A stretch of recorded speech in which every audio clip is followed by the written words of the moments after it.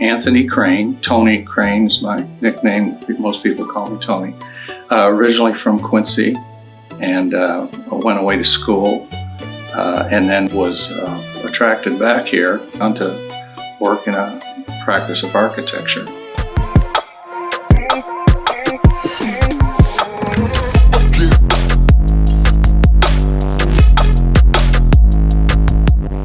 I was one of the founding partners.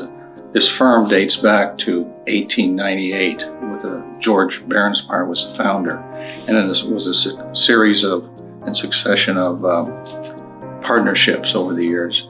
And I came back in the late 70s, and basically in about 1982, we incorporated and changed the name to Architechnics Incorporated. And I was one of the founding partners of that firm. And I've sort of been around ever since. I was managed the firm for probably about 47 years or so. And I'm now recently semi-retired, but I still work as sort of in a consultant role on an as-needed type basis, and help them out where I can today. I grew up in Quincy, and we have such a proliferation of historic architecture in town. I grew up here in this environment, and I was just fascinated by it growing up. Studied the houses, I knew a lot of them. I studied the styles, and I just sort of, I think that was one of the major influences was growing up in Quincy. I learned that buildings are, designed by architects, and there's many different architects that design many different types of buildings. And it just became a passion of mine, even at a young age. One reason, I think, too, that I became so interested in it was I was born with hay fever and asthma. I had asthma as an infant and a young child. So a lot of times when the kids were, my friends were all outside throwing a football around or playing ball or whatever, I was inside in the air conditioning because I couldn't take the outside environment during those periods. But so my dad would always provide me with papers and pencils and pens, and he was in the office. He had an office here in town in the insurance business, and he'd always make sure I had plenty of paper. And when I was inside, and I would go to the World Book Encyclopedia or something and open up to some buildings, and I'd draw those buildings and sort of copy them out, and just started making little files on different type buildings I would draw out of to get ideas out of a book or an encyclopedia. Built with American bricks. They were in erector sets and a lot of different things today. Legos are a big thing today, but it was pre-Lego, of course, but similar in nature. And I'd always do buildings for some reason. So I think that's I just sort of grew on it and continued to have the passion for it. Well, the best part is working with clients and assisting them or helping them meet their goals. And in our particular case, probably buildings or facilities of some sort. And whether they're individual clients with a home or a corporate client with larger buildings. So just working with that and to achieve their goals in whatever area of mostly built physical environment type things would be achieved. I can remember as a kid growing up, and I was always so interested in buildings and fascinated by their unique styles and everything. And once I got on that track as a kid and sort of continued, I sort of just focused on that. I never really varied from it. I can't remember ever wanting to be anything else in a career or vocation. Early in my career, I did graduate work at the University of Illinois, Chicago. And I had a job. I worked for firms in Chicago for almost 5 years up there prior to coming back. Obviously, that's the center of architecture. A lot of the modern movement of architecture for the United States was started and founded in Chicago. And I had a great job up there. And I thought I would spend my career in Chicago, actually. I had a fantastic job with a great firm, So I thought when I did come back and the opportunity presented itself here in Quincy, I thought, well, I'm not going to probably have the overarching opportunities that I would have maybe in a big city like Chicago, which is a center for architecture and center for design. But actually, it was just the opposite. There were so many opportunities here, involved in the design of many facilities and buildings in town here that my cohorts in Chicago that I worked with would love to have designed or been involved with, and there's things going on everywhere, but so it was very gratifying. The biggest challenge starting out probably was figuring out what I needed to do to get to the goal of being an architect, because you got to be focused on it, So yeah, I think the biggest thing is working hard. Architecture is strange because it has artistic. You need artistic capabilities, but you also need mathematical or analytic type thinking, especially math and structural engineering and things like that. You need some math background as well. And so those are the two, and those are normally a left brain and right brain thing. A lot of people do not have the ability on both of those. And I was fortunate that I had some artistic talent, not the greatest one in the class or anything, but I also enjoyed math and mathematics, and I did well in that too. So it was a unique combination. But then it was the idea of, maintaining grades and taking the proper classes, even in high school, building up to it, and then certainly getting into college and getting into the programs I needed to be in to get the ultimate degrees in architecture and urban design and like that. That was the biggest challenge, probably, just keeping focused on that. We have our main focus is building design, but we have not only architects but interior designers.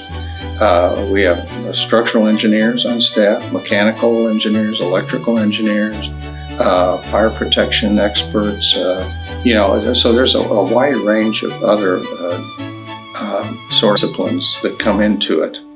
And it's all got to work together. It's collaborative. It's a collaborative profession. And normally you'll have a project architect, and he'll have the overall conceptual and schematic sort of layout for everybody.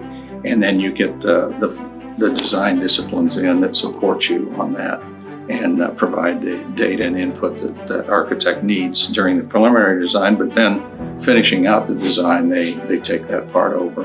We mostly divide the services up and the process up into phases. So there's a preliminary design or schematic design phase, and that's when the architect probably starts to determine what the owner's needs. And obviously the first thing is we get the owner's needs. You listen to your client, listen to the owner of the facility and what his needs are. So all your decisions are based on achieving their needs and their desires for their facility. Or you fine tune it to a point where you can go to a more of a design development level, which everything gets a little more specific and pinned down a little better. And then that's an important phase. That's about 35% of the total design work required. And once you get to that 35% stage, then you get that to a point where, yes, this is what meets my needs. Then following that, you get into the more technical things where we've got to actually now make this thing stand up. We've got to make it look good. We've got to make sure environmental control is correct for the occupants of the building, and all the safety factors, safety features, and life safety is a big part of building design. And so all of that goes into that. And then, of course, in the final phase is if it gets under construction or when it gets under construction, then you're monitoring the construction too to make sure it's built like you've designed it. So, and there's different participants in all that, but that's sort of how it works. And if you follow that process, it normally works out and very positive. When I was growing up, there was an architect in Quincy, Frank Horn, and he was a University of Illinois graduate, and that's probably one of the main reasons I went to University of Illinois. And he was an architect here in town and had a great personality. He was just about the nicest guy you'd ever want to meet, and extremely talented designer. He was not only an architect, he was actually a professional engineer as well. He took both paths and got licensed in both architecture and engineering. So that was he was a smart guy. But he was so good with people, and he was a real people person. And he was so giving of his time, and I always appreciated that. And that was pretty much from the design and architecture standpoint. I had another good role model in the former public works director for the city of Quincy, was a guy named C. Rodney Baxter. And C. Rodney Baxter was a big city official that controlled most of the infrastructure in the issuing building permits and bridges and airports, and he was overall the infrastructure of the city. And I worked for him a couple summers at City Hall in the planning department. And he was one who taught me a lot about politics and about the inner workings of how political issues arise and how you address them and what to expect in those situations. So he taught me a lot about how things get done politically, and normally that involves financing and finances of financing projects. And so that was the guy who really did most of that for me. The third guy was a guy named Ted Kemner, who was another architect here in town, Bertram Theodore Kemner. Ted, everybody called him. Nice guy.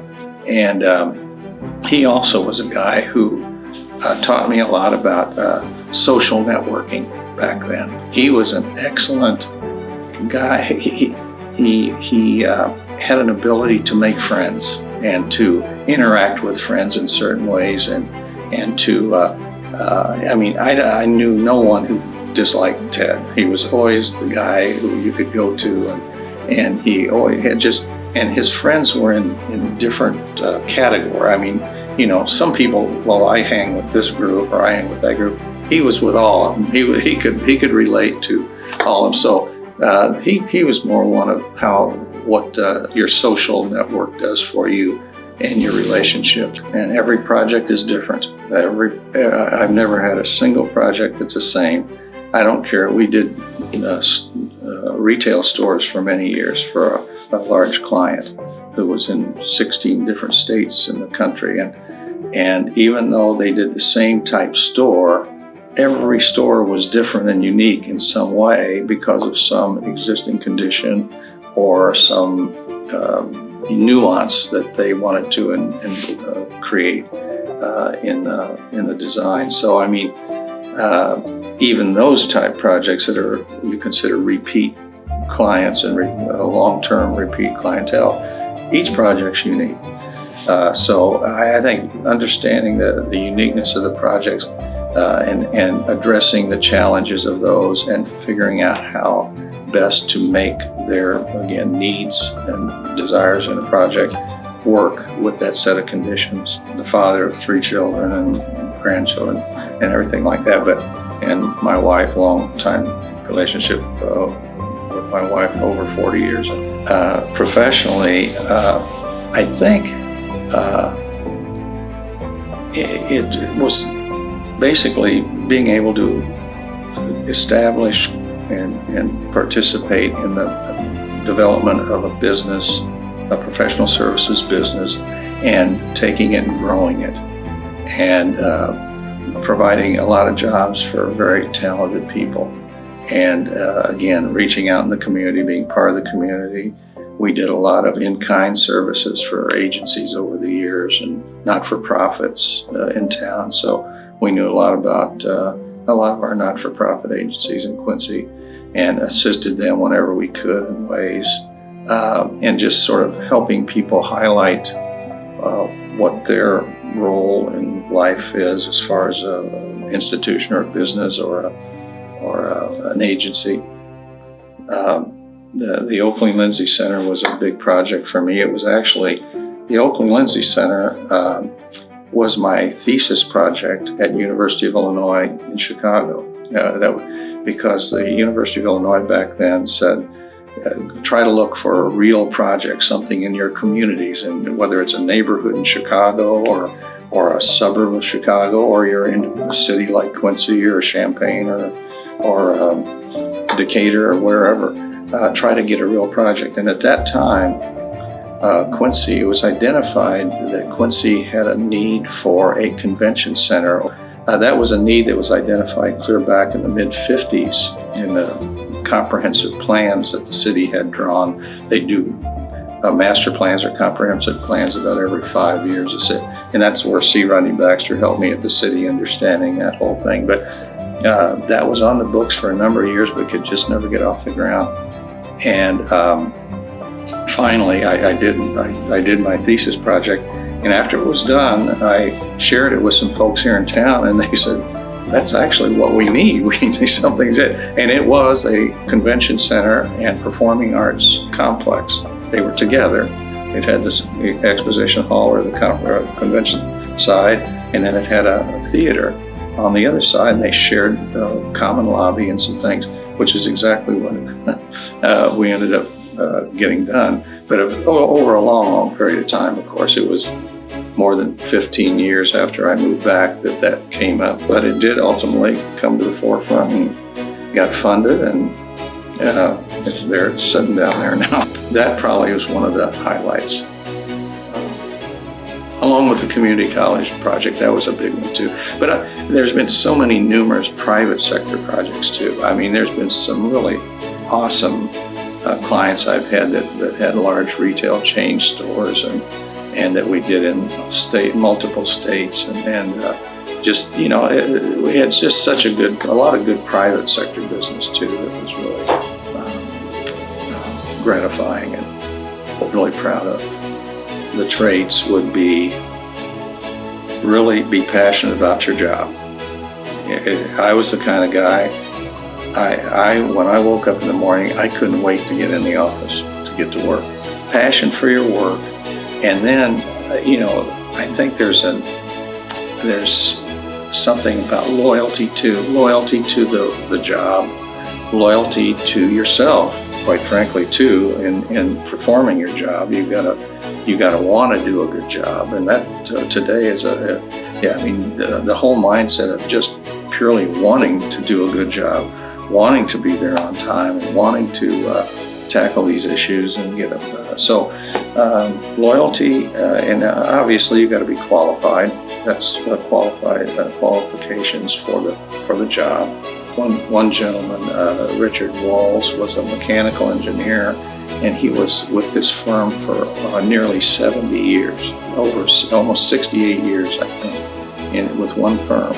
And he came to work here as a young man and spent his entire career here. And he was just such a loyal employee. And Dale Westenfeld was another. He was our structural guy back then, and he was just so loyal to the job and so loyal to wanting to do just not good enough. He wanted to do a superb job for the client. Well, and that is for a lot of people in a lot of different vocations. That's one that you would want to try to understand no matter what field you're going into or whatever you think you want to do. I've had many kids, we have a summer internship program here for many years, and you know, they'd come in and apply or whatever, and we'd hire 1 or 2 or 3 a summer. And once they got in here and really saw the type of work we did and how involved you get and how intense it is sometimes, that wasn't for them. So, I mean, it was valuable for that individual just for that purpose alone. I knew a lot about the profession before I was still going to pursue it probably in that case, but no, I'd say you just got to get in and do as much research as possible, and in that job, in that field, in that, you know, trade or profession, whatever it is, and learn as much as you can about it. And then talk to people, talk to individuals, talk to people actually working in the trade. Or, like I said, we had a summer internship program here at the office for many years. And we'll have 1 or 2 or 3 interns a summer. And we've had some in the past that were interested in architecture, and they thought they were anyway. And they got in here and they figured out exactly what we do and how we do it, how intense it is a lot of times. And at the end of the day, it really wasn't for them. You know, they liked it, but they didn't realize it was that involved or something like that. And it was not for them, but that was valuable for them to learn and understand and go talk to people who are in the trades or the professions, in the job or the vocation, and figure it out as much as you can about it up front. The customer wants you, I mean, to them, their project or their issue or their item is the most important thing to them. So you've got to make them believe it's also the most important thing to you. Now, even though you might have a lot of other things going, you can still make that pitch, and you can make the effort to tell them how up to date you are on the data and information that is pertinent to that project or that situation, and study it and you know, live it and breathe it and understand it, and you keep in contact with them, obviously. And so yeah, I think the best thing is just really take care of your customer. Again, I think it would just be study up as much as you can on it, you know, and get involved, you know, read, research, go experience what you can, talk to folks who are in the business, in the field, talk to the individuals that can help you understand what the career would be like, you know, what your career, what kind of career you're looking at.